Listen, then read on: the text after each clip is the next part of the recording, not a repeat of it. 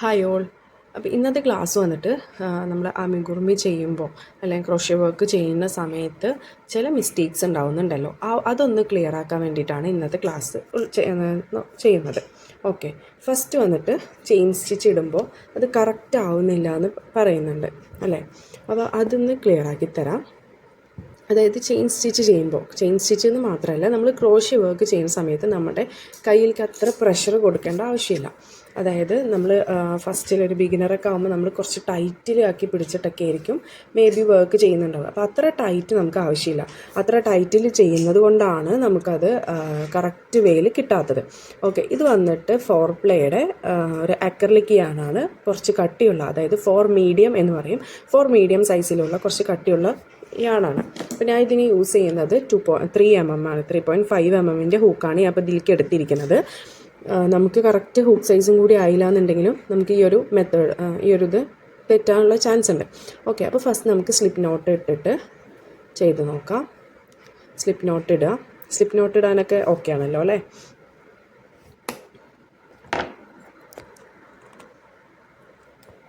Slip not ഇട്ടിട്ട് ഹൂക്കിനെ insert ചെയ്തു ഈ ഒരു ടൈമിൽ നമ്മുടെ ഹൂക്ക് ഇങ്ങനെ മൂവ് ചെയ്യാൻ പറ്റുന്ന രീതിക്ക്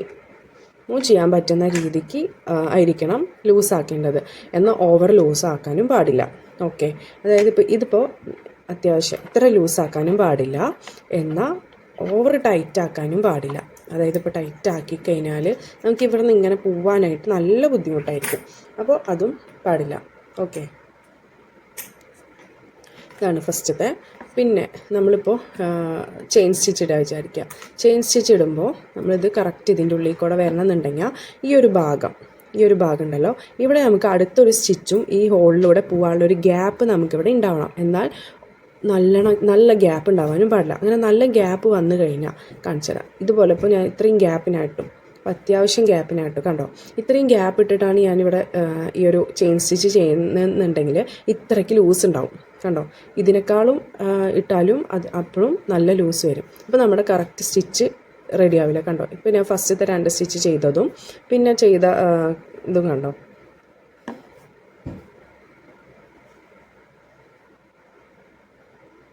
ഓക്കെ, ഇത്ര ലൂസ് ആവാനും പാടില്ല. മനസ്സിലായോ?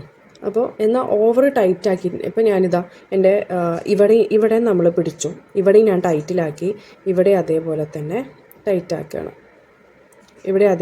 ഞാൻ ടൈറ്റാക്കി, ഇവിടെയും ഇതാക്കി. ഈ ടൈറ്റാക്കുമ്പോൾ എൻ്റെ കൈ കണ്ടോ ഇത്രയും റെഡിഷ് ആവുകയാണ്. അപ്പോൾ ഇവിടെയും ഞാൻ ടൈറ്റാക്കി. എന്നിട്ട് ഞാനിതാ ചെയിൻ സ്റ്റിച്ച് ചെയ്യുകയാണെന്നുണ്ടെങ്കിൽ എനിക്ക് ഇതിൽ കൂടെ ഗ്യാപ്പില്ല. കണ്ടോ, ഈ ഹുക്ക് കൊണ്ടുവരാനുള്ള അത്ര ഗ്യാപ്പില്ല. നമുക്ക് മാറ്റി വയ്ക്കാം. ഫോക്കസ് അവിടേക്കാണ് തോന്നുന്നു പോകുന്നത്. ഓക്കെ, ഇപ്പോൾ എനിക്ക് ഇത്രയും ഗ്യാപ്പില്ല. കണ്ടോ, അപ്പോൾ ഇതിലേക്ക് ചെയിൻ സ്റ്റിച്ച് ഇടാനായിട്ട് പോലും പറ്റുന്നില്ല. അപ്പോൾ നമ്മൾ അവിടെ അത്ര ടൈറ്റ് കൊടുക്കരുത്. നമ്മൾ ഇവിടെയും പ്രഷർ കൊടുക്കരുത്, അതേപോലെ തന്നെ ഇവിടെയും ടൈറ്റ് കൊടുക്കരുത്. പിന്നെ അത് നോർമലി ചെയ്യണം. എൻ്റെ കൈ കണ്ടോ, ഇതിപ്പോൾ ഒന്ന് റെഡിഷ് ആയതിൻ്റെയാണ് കേട്ടോ. അപ്പോൾ ഞാൻ നോർമലി ചെയിൻ ചെയ്യണം. അപ്പോൾ കറക്റ്റ് വേല് വരുന്നുണ്ട്. കണ്ടോ, ഓവർ നമുക്ക് ടൈറ്റ് കൊടുത്താലും നമുക്ക് ഈ ഒരു ഹൂക്ക് ഈ ഹോളിൻ്റെ ഉള്ളിൽ കൂടെ വരാനായിട്ട് പറ്റത്തില്ല. മനസ്സിലായോ? ഇതാണ് വരുന്നോരോ മിസ്റ്റേക്ക്. ഓക്കെ,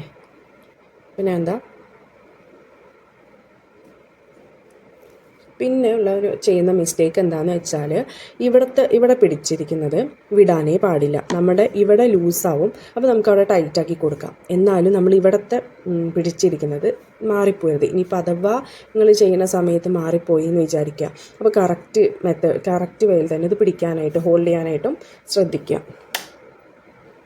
ഓക്കെ, പിന്നെ വന്നിട്ട്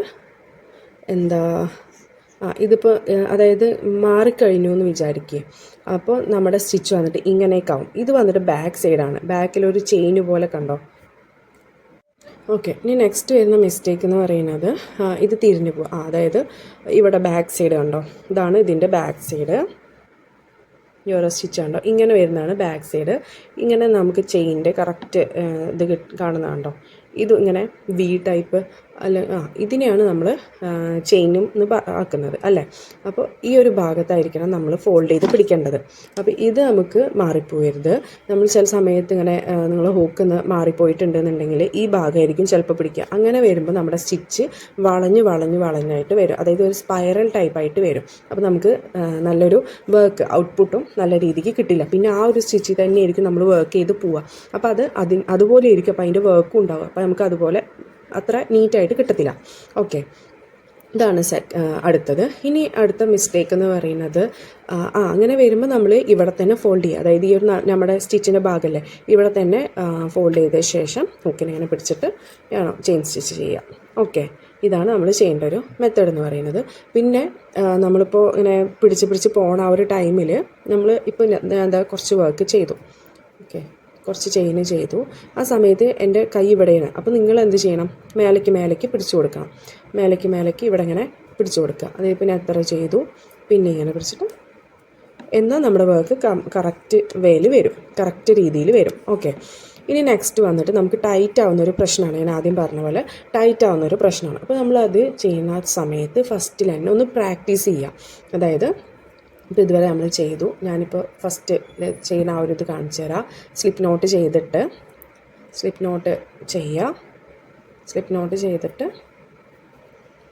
ഹൂക്കിനെ പിടിച്ചില്ലേ, എന്നിട്ട് നിങ്ങൾ ഒരു ഇത് എന്നിട്ട് അടുത്തതിൽ ഇങ്ങനെ ടൈറ്റ് ആക്കിയിട്ടും ലൂസാക്കിയിട്ടും ചെയ്ത് പഠിക്കുക. അതായത് ഹുക്കിനെ നമ്മളിവിടെ ഫോൾഡ് ചെയ്ത് പിടിക്കുക, കൈ ഇവിടെ പിടിക്കുക. എന്നിട്ട് ഇവിടത്തേതുണ്ടല്ലോ, ഈ ഹുക്കിനെ ഇങ്ങനെ വലിക്കുക. ഇങ്ങനെ വലിക്കുമ്പോൾ നമ്മുടെ ഈ കൈ ഇങ്ങോട്ട് വരും. പിന്നെ നമ്മൾ ഇതിനെ വലിക്കുക, ഈ കൈ അങ്ങോട്ട് വലിക്കുക. ഓക്കെ, അതായത് ഞാൻ ഇപ്പോൾ ഈ കൈ ഒന്നും ചെയ്യുന്നില്ല, ഞാൻ ഈ ഹൂക്കാണ് പിടിച്ച് വലിക്കുന്നത്. ഇങ്ങനെ ആക്കുമ്പോൾ ഹുക്ക് വന്നു.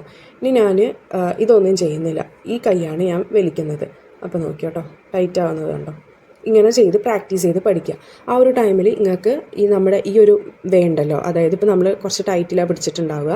അപ്പോൾ അത് നമുക്ക് ലൂസാക്കണം. അങ്ങനെ ലൂസാക്കാനുള്ള ആ ഒരു മെത്തേഡ് നമുക്ക് കിട്ടും. ഓക്കെ, മനസ്സിലായോ? അതായത് നമ്മൾ വലിക്കുക, പിന്നെ ടൈറ്റാക്കുക, ഒന്ന് ലൂസാക്കുക, ടൈറ്റാക്കുക. ഇങ്ങനെ ഒരു മെത്തേഡ് ഒരു 2-3 തവണ പ്രാക്ടീസ് ചെയ്ത് പഠിച്ചാൽ മതി. ഓക്കെ, നമുക്ക് കിട്ടുന്നത് വരെ കേട്ടോ. ഇനി നെക്സ്റ്റ് വന്നിട്ട് ഈ നൂലിൻ്റെ ഇഴകൾ വരിക. അതായത് നമ്മൾ ഒരുപാട് തവണ നമ്മൾ ഈ വർക്ക് ചെയ്ത സ്ഥലത്ത് തന്നെ വീണ്ടും അഴിച്ച് വർക്ക് ചെയ്യുകയാണെന്നുണ്ടെങ്കിൽ നമുക്കത് വരും. ഒരു 2-3 പ്രാവശ്യം വർക്ക് ചെയ്ത് കഴിഞ്ഞാൽ നമ്മളവിടെ മാറ്റി വയ്ക്കാം, അല്ലെങ്കിൽ കട്ട് ചെയ്ത് മാറ്റാം. കാരണം പഠിക്കുന്ന ആ ഒരു ടൈമിൽ നമുക്ക് നൂല് വേസ്റ്റായി എന്നൊരു വിഷമം വരരുത്. കാരണം എന്താ വെച്ചാൽ നമ്മൾ 2-3 തവണ ചെയ്യുമ്പോഴേക്കും നമ്മുടെ നൂലിൻ്റെ ഇഴകൾ വിട്ടുവരും. അതേപോലെ തന്നെ ആ നൂലിൻ്റെ ആ ഒരു പെർഫെക്ഷൻ അല്ലെങ്കിൽ ഇത് വിട്ടുവരും. ഇപ്പോൾ ഞാൻ ഇവിടെ തന്നെ ഊരിക്കഴിഞ്ഞാൽ ചിലപ്പോൾ ഒന്ന് ചെറിയൊരു ചുളുക്ക് വരും, കാണിച്ചത്. അപ്പോൾ ഞാൻ ഊരി, അപ്പോൾ ഇവിടെ കണ്ടോ, മടങ്ങി നിന്നു. ഞാൻ വീണ്ടും ഇവിടെ തന്നെ റിപ്പീറ്റ് ചെയ്ത് വർക്ക് ചെയ്തു വിചാരിക്കും. അപ്പോൾ വീണ്ടും മടങ്ങും. ഇപ്പോൾ തന്നെ അതോ ഒരു വട്ടം ചെയ്തപ്പോൾ തന്നെ ഈ നൂലിൻ്റെ ആ ഒരു ഇത് വിട്ട് വന്നിരിക്കണ കണ്ടോ, ഇതാലോ ഇങ്ങനെ ആയിട്ടുണ്ട്. എന്നാൽ ആ സ്ഥാനത്ത് നമുക്ക് ഈ ഒരു ഭാഗത്തോ, ഇതിപ്പോൾ ഞാൻ വർക്ക് ചെയ്യാത്തൊരു ഭാഗമാണ്, പക്ഷെ കണ്ടോ ആ ഒരു ഭാഗത്ത് അത്ര വിട്ട് വന്നിട്ടില്ല. വിട്ട് വരും, ഇതൊരു നൂലാണ്, അപ്പോൾ അത് വിട്ട് വരും.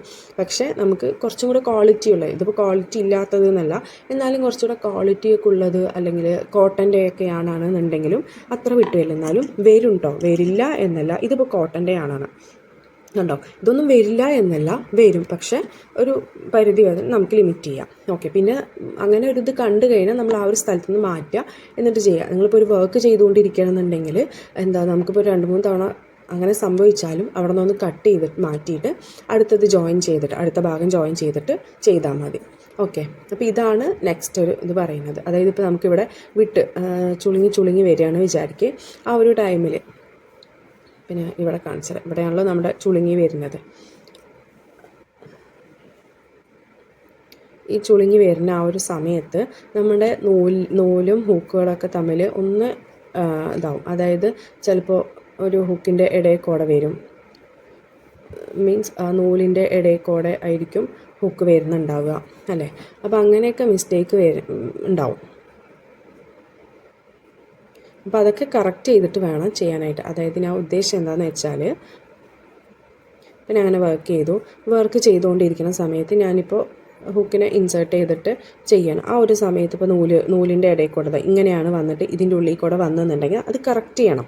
അത് കറക്റ്റ് ചെയ്തിട്ട് ഒന്നില്ലെങ്കിൽ നമുക്ക് ഇങ്ങനെ ഒന്ന് ചുരുട്ടി കൊടുക്കുക. ഏത് ഡയറക്ഷനിലേക്കാണോ അവിടെ ഇങ്ങനെ ഒന്ന് ചുരുട്ടി കൊടുത്ത ശേഷം കറക്റ്റ് ഈ കൊക്കിയിൽ ഹൂക്കിൻ്റെ ഇതിൽ കൊളുത്തിയിട്ടില്ലേ നോക്കിയിട്ട് ചെയിൻ സ്റ്റിച്ച് ചെയ്യുക. ചെയിനെന്ന് മാത്രമല്ല ഏത് വർക്ക് ചെയ്യുകയാണെങ്കിലും ഇപ്പോൾ സിംഗിൾ ക്രോഷേ ചെയ്യുകയാണെങ്കിലും ഡബിൾ ക്രോഷേ ചെയ്യുകയാണെങ്കിലും ആ ഒരു മെത്തേഡ് ആ ഒരു ഇത് ശ്രദ്ധിച്ച് തന്നെ ചെയ്യണം. കാരണം അങ്ങനെ നമ്മൾ തെറ്റിയിട്ടുണ്ടെന്നുണ്ടെങ്കിൽ നമ്മുടെ സ്റ്റിച്ചും അതുപോലെ ടൈറ്റ് ആവാനും ചാൻസ് ഉണ്ട്, അതേപോലെ പെർഫെക്ഷൻ വരാതിരിക്കാനും ചാൻസ് ഉണ്ട്.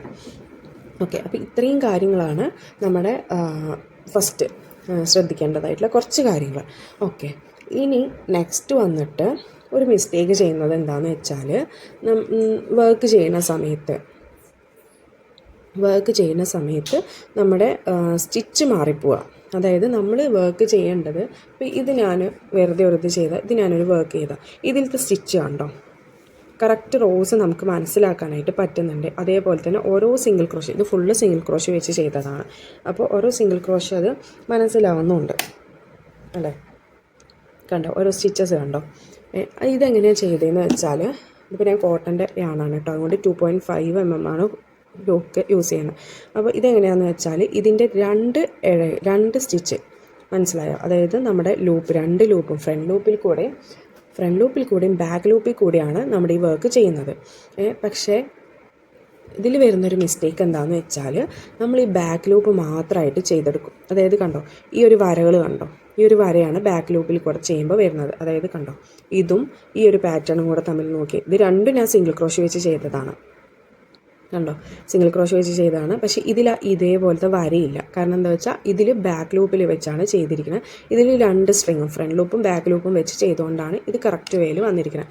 ഇത് എങ്ങനെയാണെന്ന് വെച്ചാൽ ഇത് ഫ്രണ്ട് ലൂപ്പ് മനസ്സിലായോ, നമ്മളെ ഫേസ് ചെയ്ത് നമ്മൾ ഈ ഒരു ഡയറക്ഷനിലേക്കാണ് വരിക അല്ലേ, ഈ ഒരു ഡയറക്ഷനിലേക്കാണ് വരിക. അപ്പോൾ ഇത് വന്നിട്ട് നമ്മുടെ ഫേസിലേക്ക് ചെയ്തുകൊണ്ടിരിക്കുക. അതായത് ഈ ഒരു ഇത് വന്നിട്ട് നമുക്ക് ഫ്രണ്ട് ലൂപ്പ് എന്നും, അതായത് ഞാൻ കാണിച്ചത് ഹൂക്കിനെ ഇൻസേർട്ട് ചെയ്തിട്ട് കാണിച്ചത്, ഇത് വന്നിട്ട് നമുക്ക് ഫ്രണ്ട് ലൂപ്പ് എന്നും, അതേ ഭാഗം അതിൻ്റെ അപ്പുറത്ത് സ്റ്റിച്ച് മാർക്ക്, ഇത് ഫ്രണ്ട് ലൂപ്പും എന്നാൽ സെയിം ഇതിപ്പോൾ ഫ്രണ്ട് ലൂപ്പ്. ഓക്കെ, ജസ്റ്റ് ഞാൻ ഒന്ന് മാർക്ക് ചെയ്തേ ഉള്ളൂ. ഇതിൻ്റെ ബാക്ക് സൈഡ് കണ്ടോ, ബാക്കിൽ നിന്ന് അല്ലെങ്കിൽ ഇതിൻ്റെ നടുവിക്കൂടെ ഹുക്കിനെ ഇൻസേർട്ട് ചെയ്തിട്ട് വരുമ്പോൾ ഈ ഒരു ഇതിനെ ബാക്ക് ലൂപ്പ് എന്നുമാണ് പറയുക. ഫ്രണ്ടിലേക്കുള്ളതിന് ഫ്രണ്ട് ലൂപ്പ് എന്നും ബാക്കിലേക്കുള്ളതിന് ബാക്ക് ലൂപ്പ് എന്നുമാണ് പറയുക. അതായത് നമുക്ക് ഇങ്ങനെ 2 സ്ട്രിങ് ആയിരിക്കും ഉണ്ടാവുക, ഇത് ഫ്രണ്ട് ലൂപ്പിൻ്റെയും ഇത് ബാക്ക് ലൂപ്പിൻ്റെയും. കണ്ടോ ഇതിൽ നമ്മൾ ഈ ബാക്ക് ലൂപ്പ് വഴി ചെയ്യുമ്പോഴാണ് നമുക്ക് ഈ ഒരു ലൈൻസ് വരുന്നത്. നമ്മൾ വർക്ക് ചെയ്യേണ്ടത് എങ്ങനെയാണ്, ഈ 2 സ്ട്രിങ്ങിൽ കൂടെയും ഫ്രണ്ട് ലൂപ്പും ബാക്ക് ലൂപ്പും കൂടെ ചെയ്തിട്ടാണ് നമ്മൾ ചെയ്യേണ്ടത്. നമ്മൾ ഡിക്രീസ് സ്റ്റിച്ചൊക്കെ ചെയ്യുന്ന സമയത്ത് നമ്മൾ ബാക്ക് ലൂപ്പ് മാത്രമാണ് ചെയ്യുക. പിന്നെ ചിലതിൽ നമ്മൾ പാറ്റേൺ വരുമ്പോൾ നമ്മൾ പറയും ഫ്രണ്ട് ലൂപ്പിൽ കൂടെ ചെയ്യണം അല്ലെങ്കിൽ ബാക്ക് ലൂപ്പിൽ കൂടെ ചെയ്യണം എന്നുള്ളത് പറയും. ഓക്കെ, ഡിക്രീസ് സ്റ്റിച്ചൊക്കെ മെയിനായിട്ട് നമ്മൾ ബാക്ക് ലൂപ്പിൽ കൂടെ തന്നെ ആയിരിക്കും, ഫ്രണ്ട് ലൂപ്പിൽ കൂടെ ആയിരിക്കും ചെയ്യാം. ഓക്കെ, ബാക്ക് ലൂപ്പിൽ കൂടെ നമ്മൾ ചെയ്യുമ്പോൾ പറയും. ഓക്കെ, അപ്പോൾ നമ്മൾ ചെയ്യേണ്ടത് ഈ സ്ട്രിങ്ങിൽ കൂടെ മാത്രമാണ്, അതായത് ഈ 2 സ്ട്രിങ്ങിൽ കൂടെ ഹൂക്കിനെ ഇൻസേർട്ട് ചെയ്തിട്ട് വേണം ഏത് സിംഗിൾ ക്രോഷേ ആണെങ്കിലും ഡബിൾ ക്രോഷേ ആണെങ്കിലും ചെയ്യേണ്ടത്. ഓക്കെ, അപ്പോഴാണ് നമുക്ക് കറക്റ്റ് വേയിൽ കിട്ടുക, അതായത് ഇങ്ങനൊരു മെത്തേഡിൽ കിട്ടുക. സെയിം ഇത് തന്നെയാണ് ഞാൻ ഇത് ചെയ്തിരിക്കുന്നതും സിംഗിൾ ക്രോഷയാണ്, ഇത് ചെയ്തിരിക്കുന്നതും സിംഗിൾ ക്രോഷയാണ്. മനസ്സിലായോ? അപ്പോൾ ഇതാണ് വേറൊരു വരുന്ന മിസ്റ്റേക്ക്. ഇനി നമുക്ക് മാജിക് റിങ്ങിൻ്റെ ഒരു ഇത് നോക്കാം. അതായത് മാജിക് റിങ് ചെയ്യുന്ന ടൈമിൽ കിട്ടുന്നില്ല എന്നൊരു കംപ്ലൈൻ്റ് അല്ല, പലർക്കും മാജിക് റിങ് ചെയ്യുന്ന സമയത്ത് നമുക്ക് ഇങ്ങനെ വളഞ്ഞ് വരുന്നുണ്ട്. അതെന്താണെന്ന് വെച്ചാൽ മാജിക് റിങ് ചെയ്തിട്ട് നമ്മളിപ്പോൾ ഒരു സിംഗിൾ ക്രോഷേ ചെയ്തു. മാജിക് റിങ് ചെയ്യുന്ന ആ ഒരു ടൈമിൽ നമ്മൾ ഇതിൻ്റെ ഉള്ളിൽ എത്ര സിംഗിൾ ക്രോഷേ ചെയ്യണോ അത്രയും നമുക്കിത് വലിപ്പം ഇങ്ങനെ പിടിക്കും തോറും നമുക്കിത് റൗണ്ട് കൂടി വരും. അപ്പോൾ അതായത് ഇവിടെ ഇങ്ങനെ റൗണ്ട് കൂടി വരും. അപ്പോൾ നമ്മളിപ്പോൾ ഈ ഒരു സിംഗിൾ ക്രോഷേ ചെയ്തു, നമ്മളിവിടെ ഫോൾഡ് ചെയ്തിട്ട് ഇവിടെ തിരിക്കുകയാണ് വേണ്ടത്. അപ്പോഴും നമ്മുടെ എന്താവും, ഇതിങ്ങനെ തിരിഞ്ഞ് വരും, കറക്റ്റ് ആവില്ല. ഓക്കെ, അപ്പോൾ നമ്മൾ എന്താ ചെയ്യേണ്ടത് വെച്ചാൽ പിന്നെ ശ്രദ്ധിക്കുന്നത് എന്താ വെച്ചാൽ ഈ ഒരു ഭാഗത്തല്ല നമ്മൾ ചെയ്യേണ്ടത്, ഈ ഒരു ഭാഗത്താണ്. അതായത് നമുക്ക് വർക്ക് ചെയ്യുന്ന സമയത്ത് തിരിഞ്ഞു പോയി, ഞാൻ ഇപ്പോൾ മാജിക് റിങ് ഇട്ടു, കണ്ടോ മാജിക് റിങ് ഇട്ടു, ഈ ഒരു കളർ വേണ്ട,